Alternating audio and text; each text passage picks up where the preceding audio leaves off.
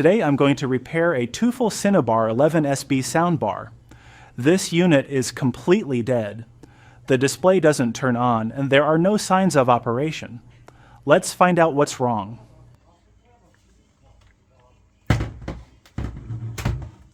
The first thing I want to check is the power supply. I'm measuring the voltage directly at the output connector of the adapter. As you can see, I'm getting around 32 volts, which is the expected voltage for this unit.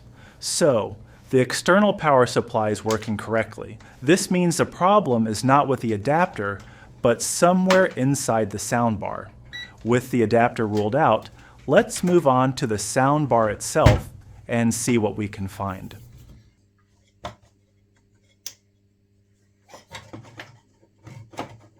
Now I'm going to check if the 32 volts are actually reaching the main board.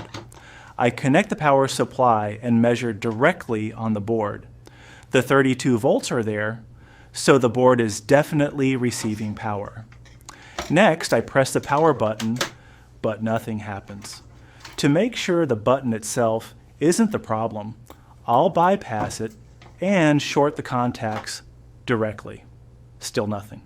So the power button is not the problem. At this point, I start checking the board for the other supply voltages. But there's something interesting. I can only find the 32 volts coming from the power supply. The other voltages are missing. So now I need to find out why the board isn't generating the voltages it needs to start up.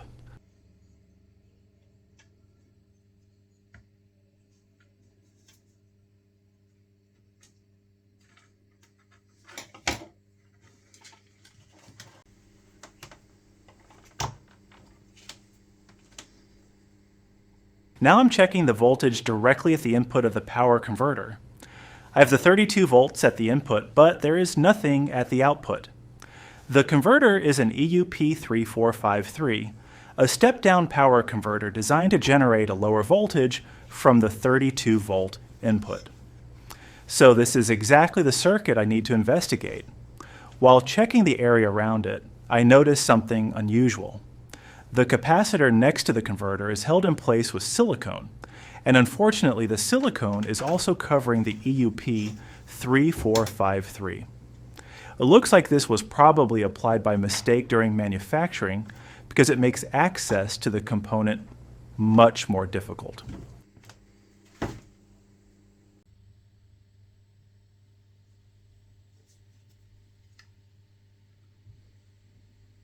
After removing the EUP3453, we can now clearly see the area on the board. As you can see, the PCB is clean, with no damage to the pads or the surrounding tracks. And here is the EUP3453 that I removed. I'm showing it up close so you can clearly see the component we're dealing with. The EUP3453 is basically a step-down converter. It takes the 32 volts coming in and converts them to a lower voltage, in this case 5 volts, which is then used to power the rest of the circuit. So if this converter fails, the entire unit can remain completely dead. The replacement EUP3453 has finally arrived. Now I can install it on the board and check if the converter is working properly. After that, we'll power up the soundbar and see if the 5 volts are back.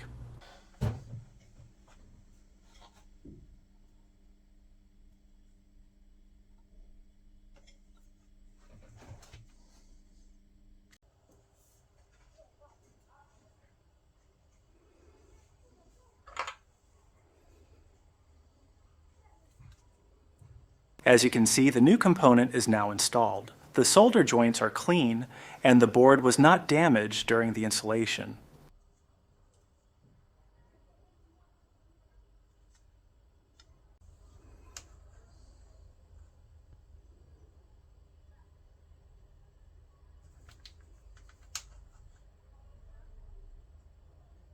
Now it's time to check the input and output voltages of the converter.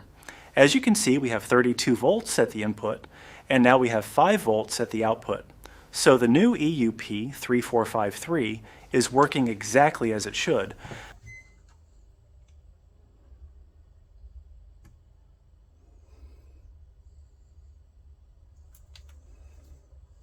After restoring the 5-volt supply, the display was still completely dead. So I continued checking the board to find out what was preventing the unit from starting. During the measurements, I noticed that the 1.2 volt and 3.3 volt regulators were getting unusually hot.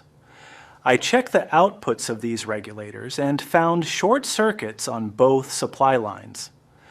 I started isolating the loads one by one to find out where the short circuits were coming from. First, I removed the processor, but the short circuit was still there. I then installed the processor back on the board. The marking on the chip was slightly affected by the heat, but the chip itself was still fine. Next, I removed the HDMI chip, and this time the short circuit on the 1.2 volt rail was gone. I also found that the wireless base module was getting hot, and after dealing with that fault, I was able to clear the short circuit on the 3.3 volt supply as well.